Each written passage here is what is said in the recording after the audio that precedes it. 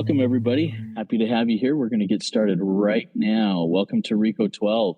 My name is Justin. I'm the son of an all-powerful, perfectly loving God and an addict living in the miracle of one day at a time recovery. And I'm so happy to be here today. RICO 12 is a service for all addicts out there. We're open to all addictions, all afflictions, everything that you may experience in your life that may cause you issues, may bring you down a little bit. And there's some wind noise. That's because I'm outdoors today. So one of the things that I want to do here in this one is just let you know a little bit about some of the other things that we do at RICO 12. We have several podcasts that we put out every week. Noodle It Out with Nikki, Big Book Roundtable. So go check out those other podcasts. All right. And this is RICO 12 speaker meeting number 445. Thank you for joining us live or on the recording later. Today's speaker is Tim C. He's a first-time RICO 12 speaker. Thanks, Tim. This is not how it usually goes, but we're excited to have you here. I'm excited to hear your topic from fantasy and avoidance to connection and intimacy. And I look forward to diving into that conversation here in a few minutes. All right. If you out there in the listening audience or you're live don't get our emails, please feel free to jump in and join us on our email list. You can do that by going to RICO12.com. That's RECO12.com. And join us on that so you can stay up to date on what's going on here. We are self-supporting. Your contributions help us continue this mission. For information on how to do that, I'll put information in the chat and in the show notes of the podcast. So just as a little FYI, we've had all of our annual renewals come up, and it costs about $1,200 a year to run this program with Zoom, with the podcast, with our website, web hosting, and everything that we've got going here. So any donations, $1 here, $10 there, whatever it may be that your higher power may be leaning on you for, is very appreciated. All right. Each week, we receive light and inspiration from our speakers. Their experience brings hope, meaning, worth, and growth to us as listeners. So here's a little bit about Tim C., who's our speaker. He was born in Toronto, Canada. Tim C. is a member of SLAA, CoDA, and ITAA, and he considers pornography and masturbation his most obvious addictions.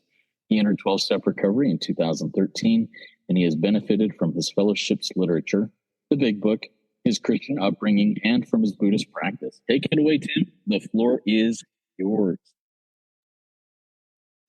Thank you so much, Justin. This is a trip to be on this show.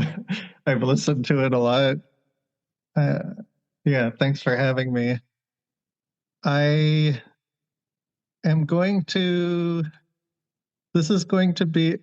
not going to be like a PowerPoint where, anyways, it's me telling my story, but I'm going to focus on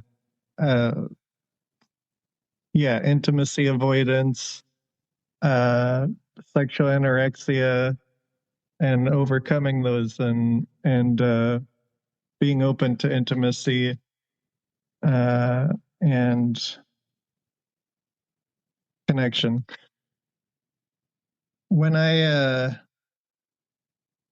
So from a young age, I was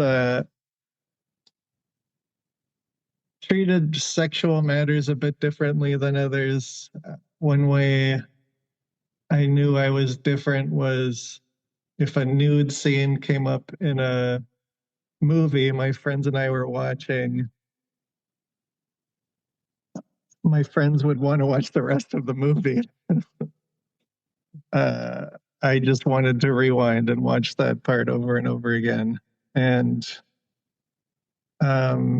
so there was a lot of secrecy and hiding and compulsion there.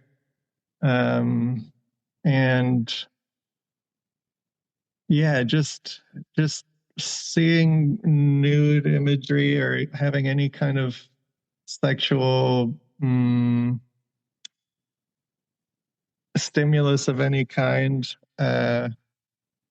it was like an alcoholic having their first drink. That's what it sounds like when I hear alcoholics share their story. When I discovered masturbation, it was this way of, it felt very good, and it had a way of just flooding me with these amazingly powerful feelings that drowned out the horrible usual feelings. And those feelings were panic, fear, a sense of impending doom. I was really worried about my parents getting divorced, which they did get. And I was very sensitive to tension, and I felt a lot of tension in my household growing up. And I had no idea, I had no tools. I didn't really get much instruction on how to feel, process, or express emotions. And sex education was pretty lackluster. Just don't masturbate. It's the devil's influence, no matter what anyone says who thinks it's normal. And so, yeah, that sometimes can be, I can sometimes feel like, oh, because sex was treated as so taboo and so deadly, of course I became obsessed with it and curious about it. But the truth is, these days, I don't know. I don't know why I became a sex addict. I don't know. I think I really can't know, and it doesn't matter. The point is understanding understanding that I react differently to other people, to sexual stimulus, and to sexual selfish sex, as they would talk about in a fellowship I go to, SLAA Primary Purpose. And yeah, that is what it's about. If I had to make a clear line, what's healthy sex for me and what isn't, and what specifically am I addicted to? And selfish sex would cover it. There's an addiction to sexual experiences that have nothing to do with anyone else. They may seem like it to one part of my brain, but it's about doing something by myself to feel safe and feel good at the expense of myself and others, you know.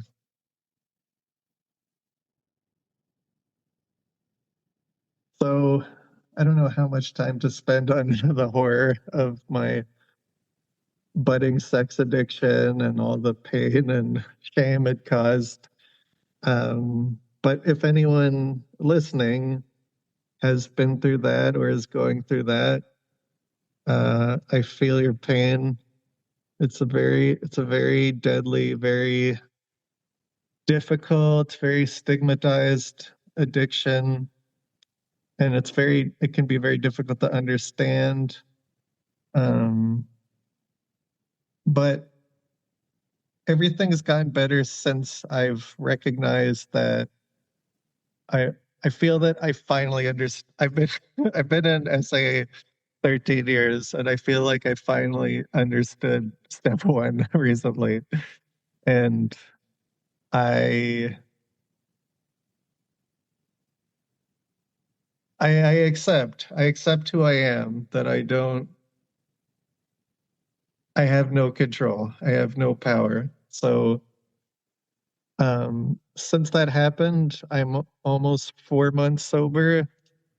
From masturbation and porn are my main things. But yeah, any selfish sex. And it feels different. This stint of sobriety feels different because I'm not employing willpower at all. I've completely given up on it. So I only try to deepen my connection with my higher power and work my program and be of service to others. Those are my only tools. And yeah, willpower is off the table for me. I've lost all faith in it. So I feel funny about that, but it's a huge relief at the same time. So what was I doing? What was I doing? What's it all about? The selfish sex. For me, it was about, yeah, controlling how I felt and sort of, yeah, objectifying people. What one and sort of filtering them and cropping them to to see what I want to see for the specific hit I'm looking for. And I read this amazing book in university called The Pornography of Meat. I think it was a very like small independent book. Yeah, I don't think it was a very high print run, but it's stuck with me ever since. I can't remember the author, but I actually didn't look it up to tell you because I have to be careful with the internet. But if you feel safe enough to look up that book, go for it. It helped me. The author, she talks about a couple things that came to my mind and that have stuck with me a long time was how. Actually, I'll just focus on one. She talks about the way that meat is advertised and how it's similar to pornography. That the same way that like cuts of meat are glorified and sensualized, and she has all these photo examples that are kind of like, really, that's a real ad. But yeah, they're all real ads, and they're extremely sexual, and she talks about how an animal is turned into meat. It's turned from a being into parts that satisfy our desires, and the animals lose their identity, lose their lose their identity, and in the same way that they crop, they show certain parts of meat to tantalize us. They show certain body parts, like basically like the way advertising works often is they're chopping women's bodies up with Photoshop, and the way that they crop the image, similar to the way a butcher chops up meat. I hope this isn't too disturbing for people. It is disturbing, but it has helped me a lot to understand what I'm doing in my mind, that I'm sort of subtracting what I don't like when I see someone, or what's irrelevant to me in my fix. So my recovery has been about acknowledging the things that I'm afraid to acknowledge, because I also reduced myself. I reduced myself and my pornography and masturbation addiction. My body became like this a trough that I feed from, or like my supply, like a pleasure dispenser, like a slot machine. And so I'm not connecting to all the different parts of myself. I'm reduced to this. Yeah, I'm just some kind of orgasm machine. And I'm reducing others to that as well. That they're a means to an end.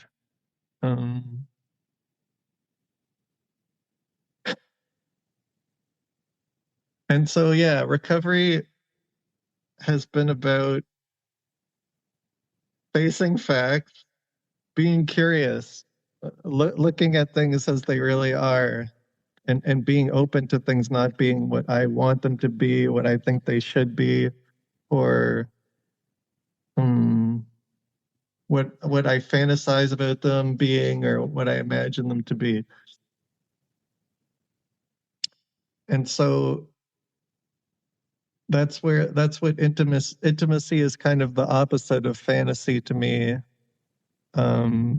because intimacy is getting to know something, really getting to know someone, really getting to know myself, being curious about why I react certain ways in certain situations, being curious about my partner, and other people. I remember, the first woman I dated in high school. It's terrible to think about. I wasn't interested. I remember she brought out a photo album to show me her family, and I had this like very disturbing reaction when I think about it now. And even at the time, I was like, this is off. This is weird. Is that I just thought she was a sexy person, and I didn't want to acknowledge she has a past, she has a family, she has been through things. I just wanted the one part I just wanted the centerfold, the yeah, the climax. Like I don't and anything getting in the way I'm not interested in. So that would kind of translate to everything. I'm only interested in what the hit I can get out of everything and everyone, and that includes myself. I'm not interested in taking care of myself, becoming financially literate, um, thinking about and writing down my values and asking myself if my actions line up with my values. I think there was some kind of discomfort, and I think this is what addiction is about from what I've seen in others, is this general like malaise, this general dissatisfaction, this general unease with things as they are. And we're so uncomfortable. I'm so uncomfortable that all I can see are ways to distract myself, and ways to numb, and ways to sort of sidestep reality, because reality seems unbearable, intolerable to me.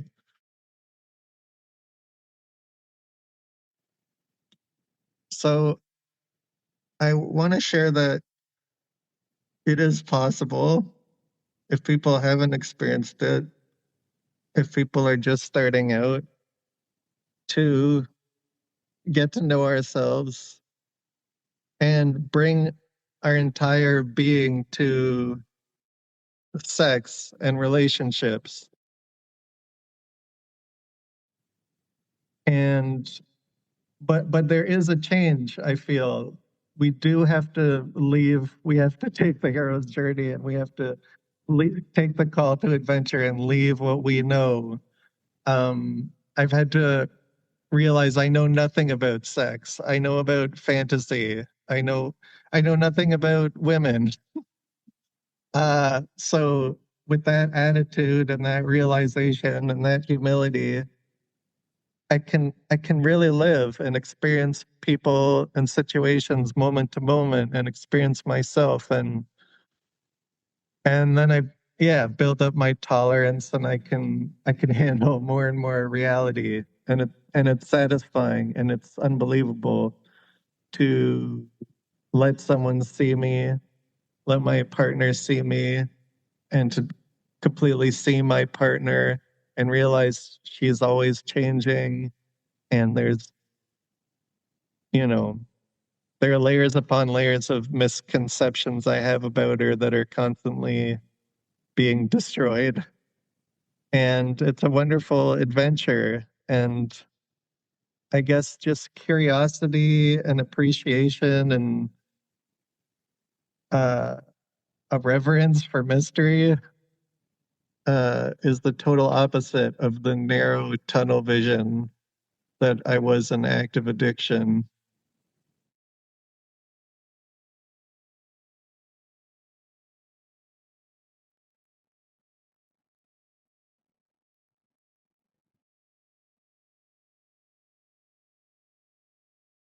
I want to talk about, working the program a bit. One thing that's helped me recently is I realized I kept slipping, and then I thought to myself, well, maybe I should leave the program. And then I thought, well, and especially with the big book, I'm a big fan of the big book. I'm kind of a big book thumper, although I'm an SAA and don't identify as an alcoholic. I just find it the most practical, sort of like pure guide for working the steps. And for me, like, I just find it helps me to appreciate and use the steps as diligently and precisely as I can. And so I thought maybe I should leave the program. And then I thought, well, if I'm going to leave, well, the program is working for others. So others who are doing it. So am I doing it? If I'm going to leave, I want to, that's fine, but I need to try. Like, I need to know, I need to actually follow these instructions, because I just pay them lip service. I have to actually do it so that I know, okay, the program is not for me. I can't complain if I haven't done what the book says to do. So ever since I did start taking it very seriously, something that really helped in this change was Mark H's AA talks. He's an AA speaker. He has an amazing talk on steps 10, 11, and 12 you can find. And I was like, I don't do the nightly review. I haven't done two-way prayer. I don't do morning time. And once I started, doing those things every night and every day, especially two-way prayer. I've done two-way prayer practically every morning for the past 6 months or so.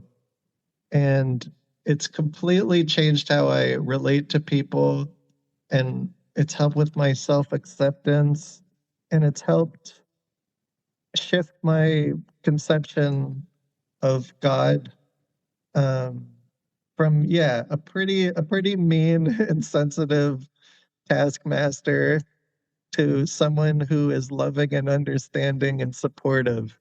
And I actually can't describe to you how difficult that was to, I had to rely on God there as well to change my perception of God, because I had too much resentment towards my religious upbringing. So that's been a real change, that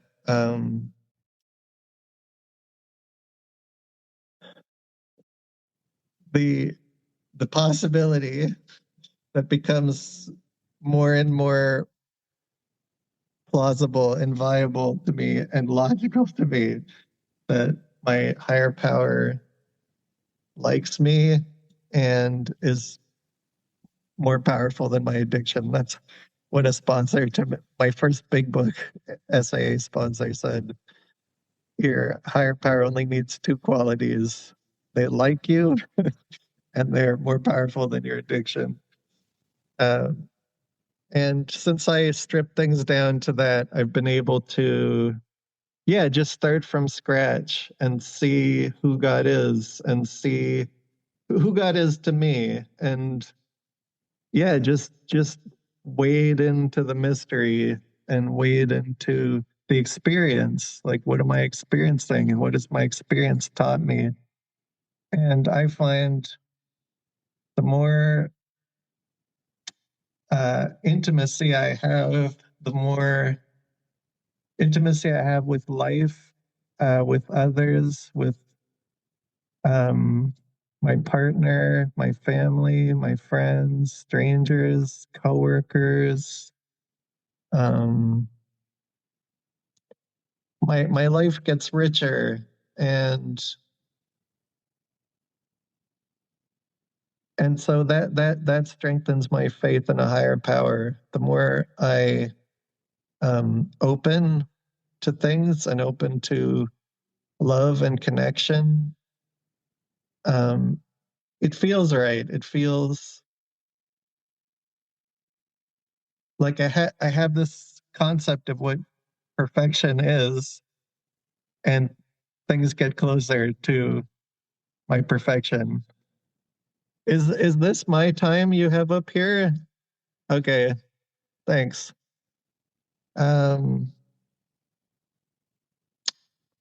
like there was one other thing I was going to say about powerlessness and letting go. Oh, one way I realized I was powerless and I had to turn everything over was I went to a Buddhist meditation center and lived there for 2 years recently, studying with a teacher there. And it was the most idyllic, beautiful scenery you could imagine. And I had it was like I was so supported, and I was just doing spiritual stuff all day. Like, I was doing every good self-help thing you could think of. And I still acted out I still acted out. And when I left, I acted out way more. And I just felt like Roland Hazard leaving Yun. And I was like, yeah, this is the kind of addict I am. It doesn't matter. I can't read self-help books. I can't drink more water and expect not to act out. I'm the hopeless ratty. Thanks so much.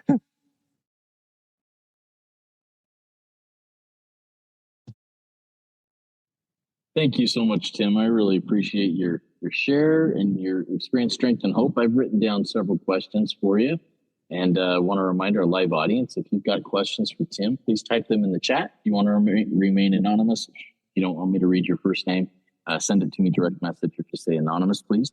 Tim, I want to start off with a couple of these things you said. One of them really struck me, and I want to go into this a little bit. You said that you had to build a tolerance to reality.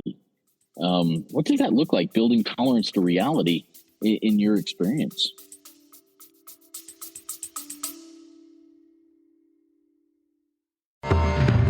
Got questions about addiction, recovery, or just life in general? Let's noodle it out together. Grab your big book, a pen, a highlighter, and a notepad, and join Nikki M and me, Justin B, on Rico 12 Noodle It Out with Nikki M. Each episode we take real-life questions, ours, yours, and those from the recovery community, and dig deep into the big book of Alcoholics Anonymous to find real, practical solutions. So, if you're ready to do the work and apply the solution, tune in to Noodle It Out with Nikki M, streaming now on your favorite podcast platform.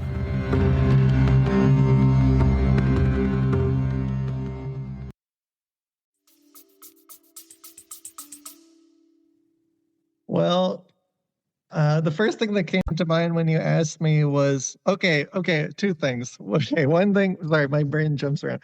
The first thing is, when I was in, before discovering the 12-step rooms, like I had to act out, like I had to bookend every single activity with acting out. I had to masturbate to get out of bed. I had to masturbate to finish my shower. I had to like it didn't make, whatever it is, like masturbate to get up, masturbate to go to sleep. Everything requires some kind of like treat, like to get me to do it, some kind of carrot like dangled on a stick, because I'm so resentful of real life. Yeah, going into public washrooms at work to escape because I can't handle feelings coming up. I can't handle the lack of control I have in the universe.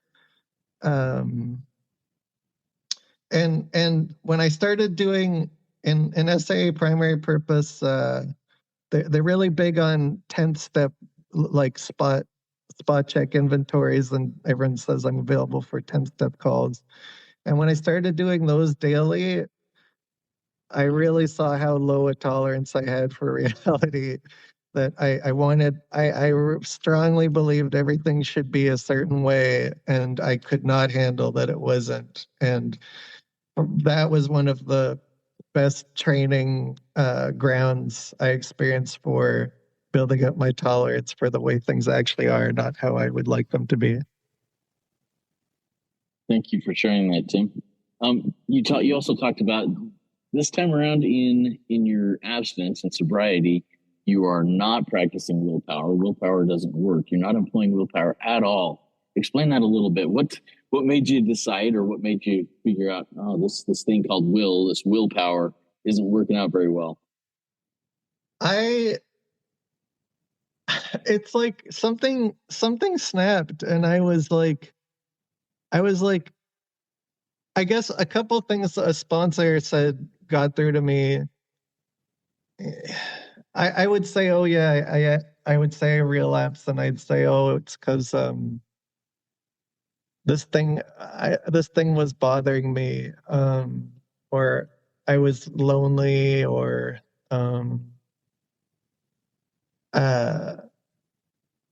I didn't reach out. And he said, Tim, I think you have this belief that if you do certain things, you won't act out. But do you ever do an outreach call and then you act out anyways? And I was like, yes. And he's like, and are you ever happy and you act out? And I was like, yes. And so that got through to me. And then, yeah, just I think from mucking with him, it was my first time mucking. And that was really powerful for me. That really like gave me no wiggle room, no way to get around to like write those question marks after the statements and ask, is this me? So something snapped, and I thought, instead of, I think before I was like, okay, I've got to stop acting out somehow. I've got to avoid it. And then once I started saying to my higher power, like, God, I can't do it. Like, I am definitely going to act out if I don't, if I'm in charge and if I use my willpower. Like, I admit I'm completely powerless. And yeah, it's going to happen if I rely on myself. So please help. And then some idea will come to me of what I could do. And yeah, they're typically stuff that's described in recovery and in the big book, and in all the literature. But just something about, I don't know. It's hard to describe, but it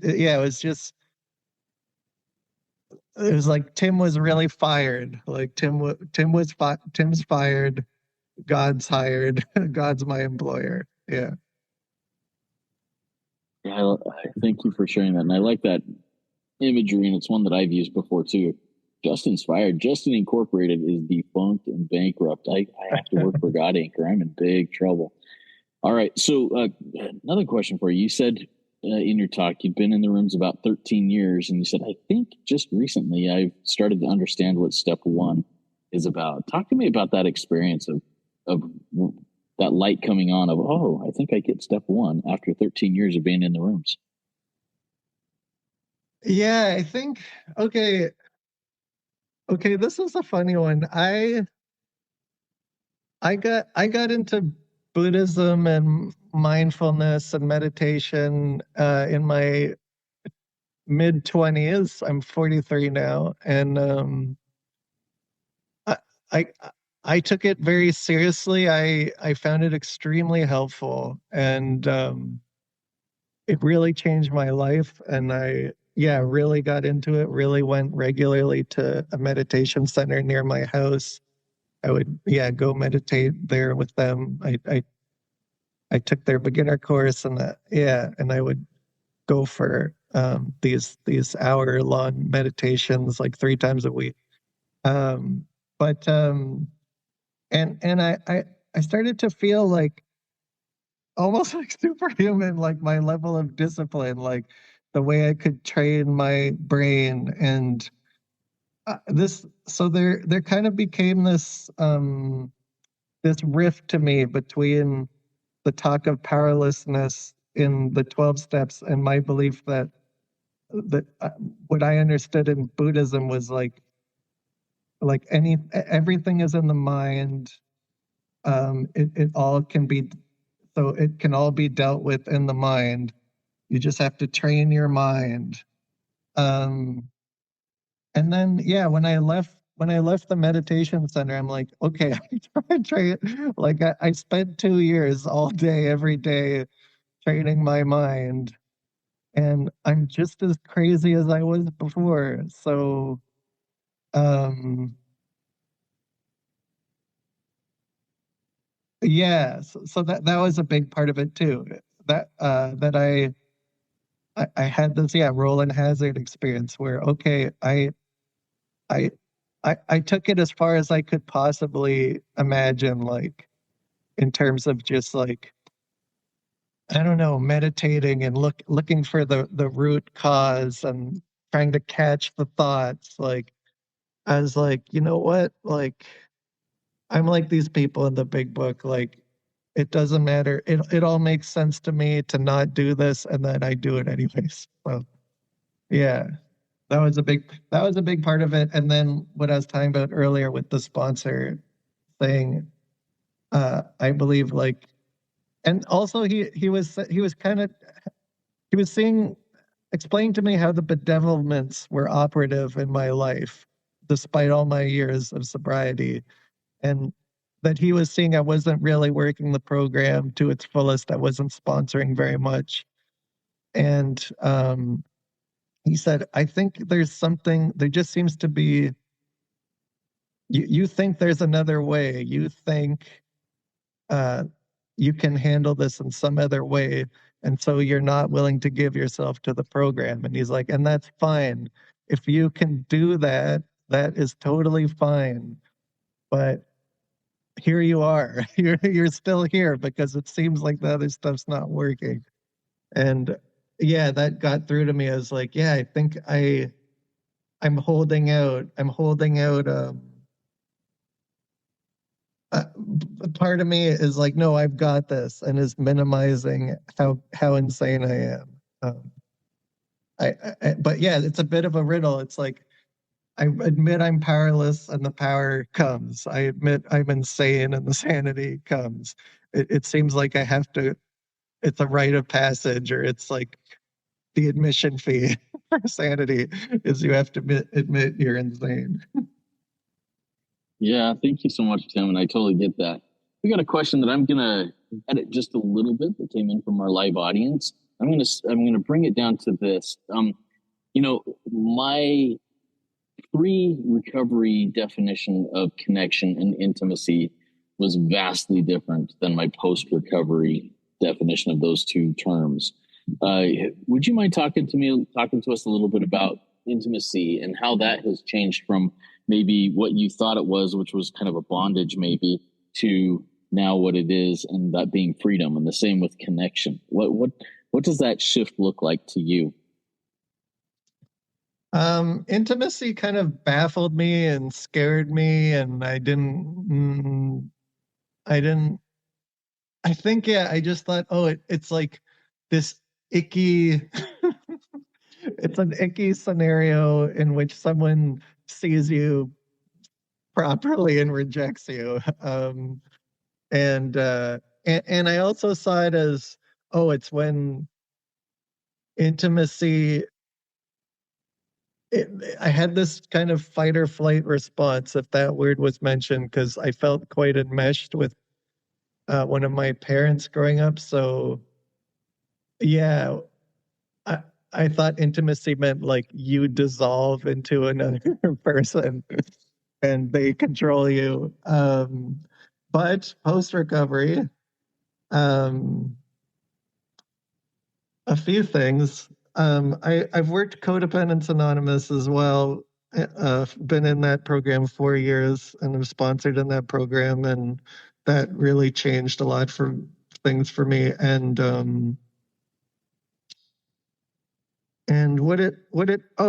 one major lesson I got from that is I thought conflict was a negative thing because I'll be rejected. I'll lose intimacy. I'll lose connection if any disagreement comes up.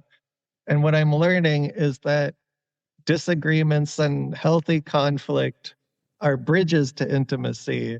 I feel closer to my girlfriend when I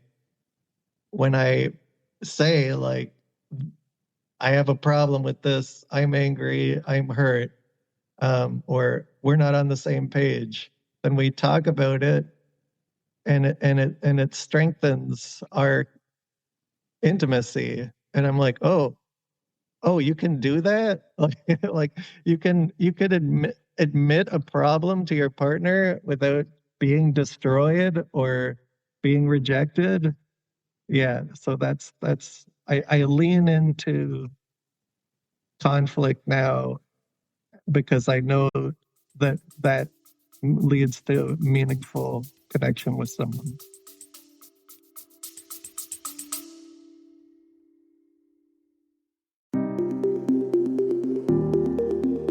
Hey Spearheads, if you're looking to dive deeper into the big book of Alcoholics Anonymous with people who live the solution, then you won't want to miss RICO 12 Big Book Roundtable. Join David G., Nikki M., and me, the moderator Justin B., 3 recovered addicts from multiple fellowships, as we break down the big book line by line. In each 30-minute episode, we share our experience, strength, and hope in a real, raw, and practical roundtable discussion. So, if you are ready to learn and apply what you learn, tune in to RICO 12 Big Book Roundtable on your favorite podcast platform.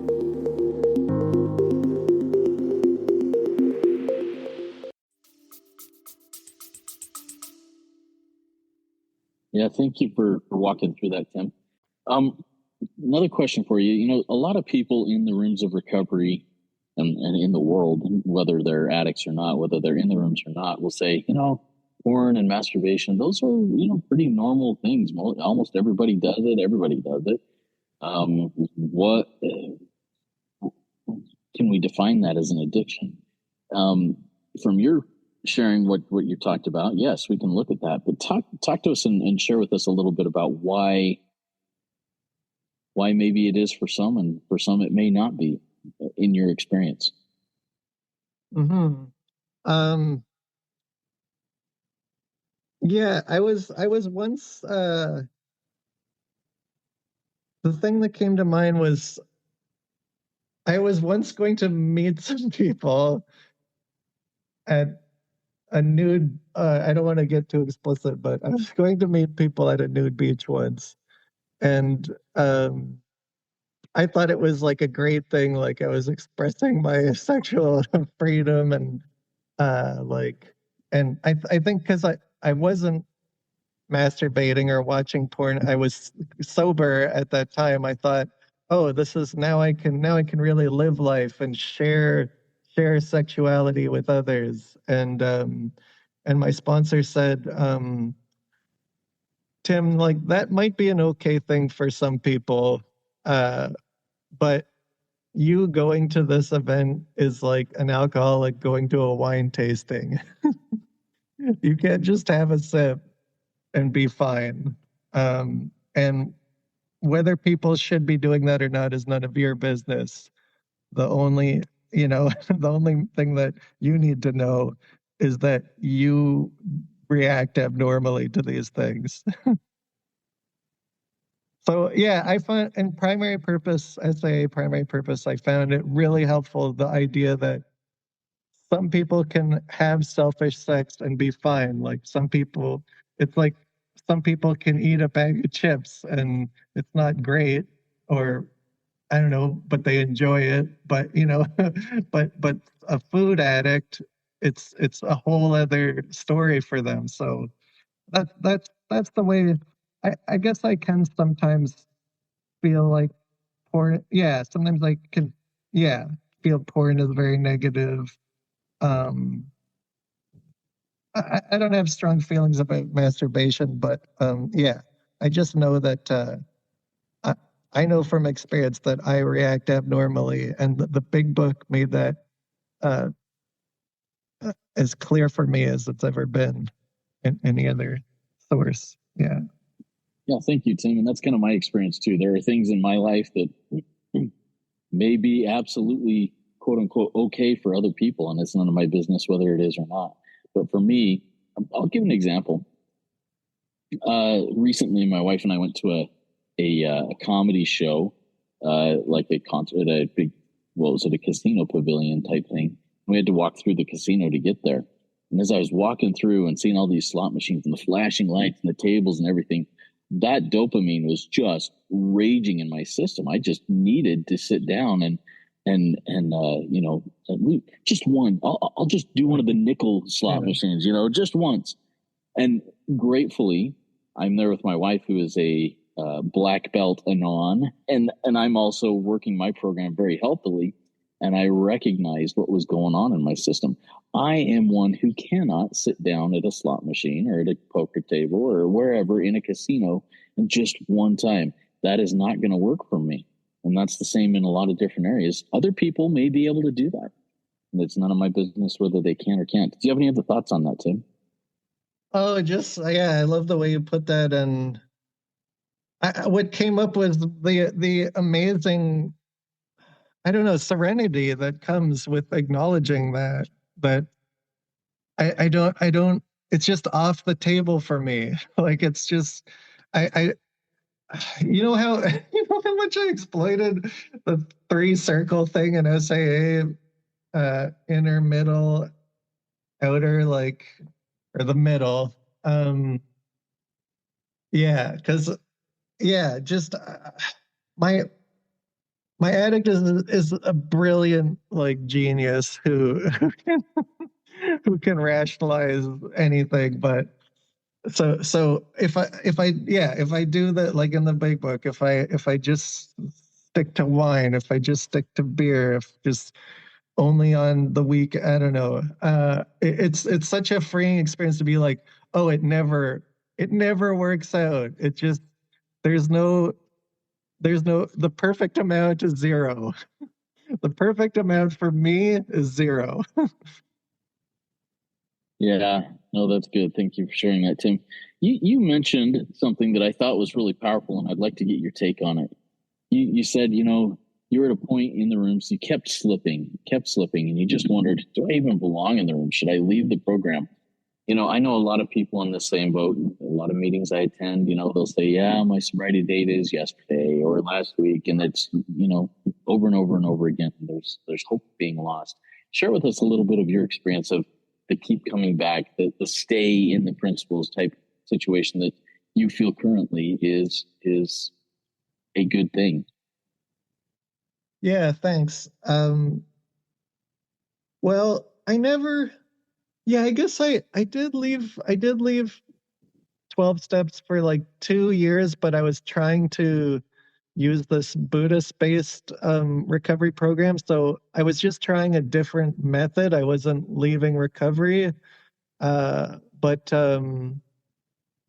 apart from that digression, I did always come back, and I think on some level I always knew this is making my life better, and things go pretty badly when I'm when, like I at least have to be around people in recovery to but yeah, I rested on my laurels. I just I confused fellowship and meetings for working the steps, and just meeting a lot of hard asses and people that like Mark. Never met Mark H, but I met a lot of people who are similar to him about how serious it is to work the steps, and how just essential it is to have the life you want. And just thinking about just a lot of people like that got through to me, that like there was so much I was unwilling to do for my program. I thought it was too much. But I have this one sponsor who said like he had a problem with sex workers, and he said, I if I had one leg and I was, I was naked in a snowstorm, I would make it to where that sex worker was. So,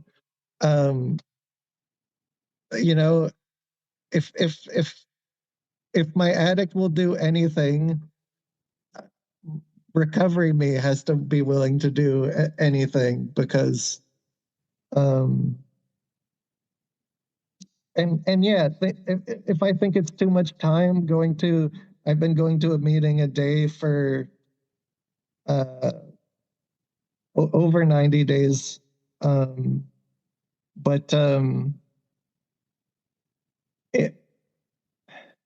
What's 1 hour a day compared to 6 to 8 hours acting out every day? Like, yeah, it's just that gets me, that keeps me on point, where I'm like, you know what?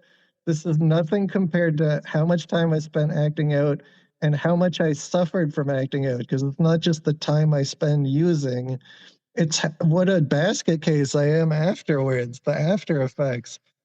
Like, yeah, so Yeah, I have some sympathy.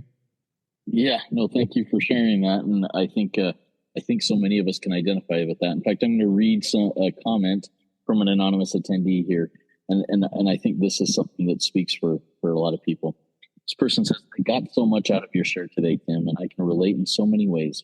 You have put into words for me how much I couldn't handle the reality of life and needed something or someone else to take my focus temporarily so I could feel safe.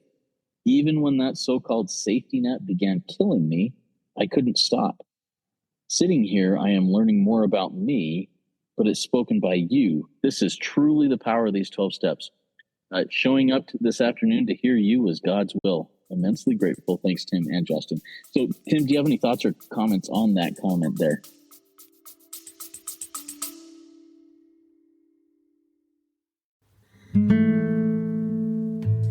Hey, Rico 12 Spearheads. If our recovery resources have helped you, please consider a donation. Your financial support, as well as your word of mouth support, keeps Rico 12 running and reaching the man who is still sick. Donate today at rico12.com/support, or check the show notes for PayPal and Venmo links. Every contribution helps carry the message. Thanks for being a Rico 12 Spearhead.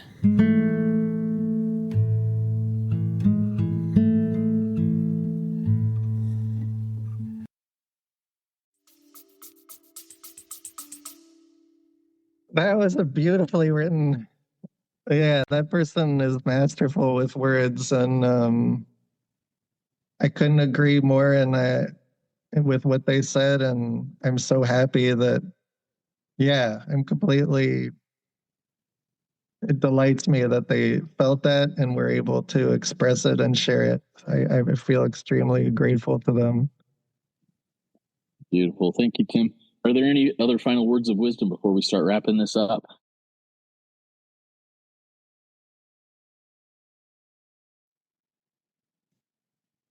Just, ask yourself, am I following the instructions?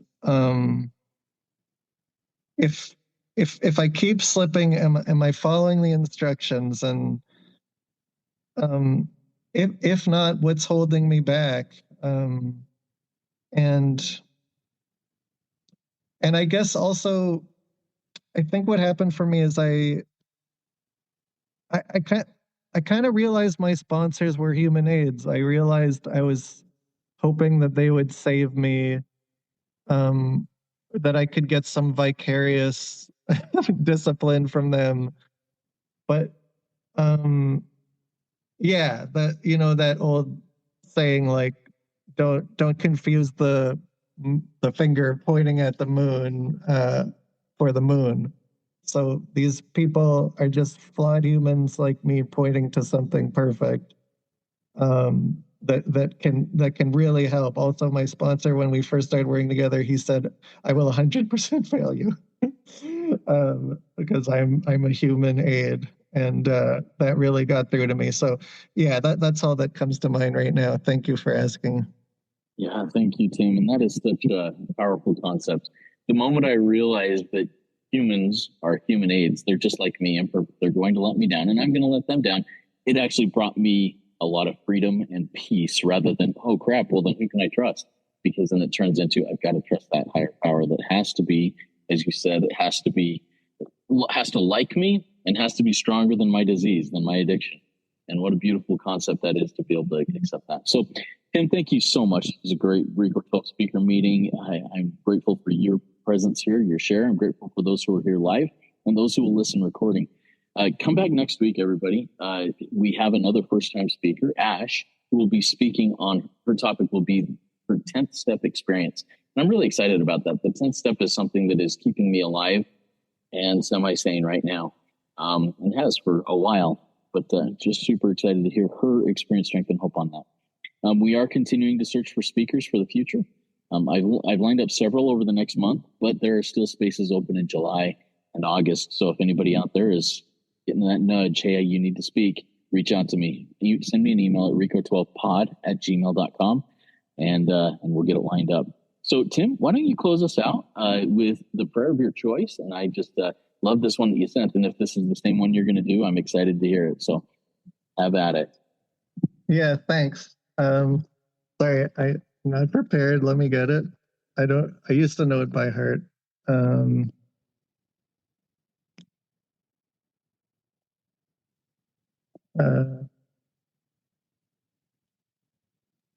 I just put it in the chat if you want that. Oh, okay, thanks. Let me see.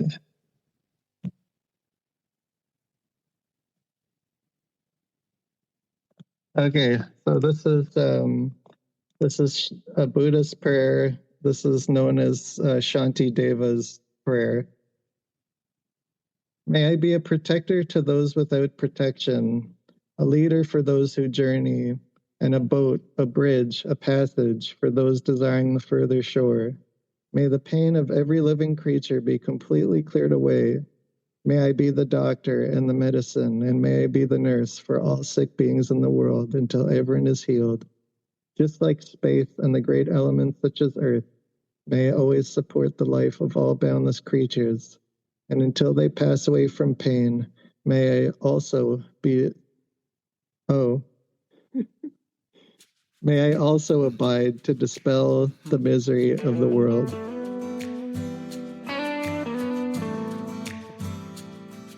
Thank you so much, Tim. I appreciate it. All right, everybody, keep coming back. Keep trudging this road of happy destiny together with us. There's one who has all power. That one is God. May you find God now. Work it. You are worth it. I feel that I'm lucky to have made it at all. Through the complicated maze, I did it all to myself, but finally left behind that constant pain. What more can I do but to show up here each day? I'd like you to be proud of me, but first I need to be proud of myself. So I'm taking back my heart, taking back my heart this time. Taking back my heart, taking back my heart this time. What's so damn attractive about some medicated haze? I've lied to myself, it feels like 1,000 times. I was going through some messed up passing phase. What more can I do than get up, get over, find a better way? Someday I'll be proud of me. I'll never give up on myself again. So I'm taking back my heart, I'm taking back my heart this time. I'm taking back my heart, I'm taking back my heart this time.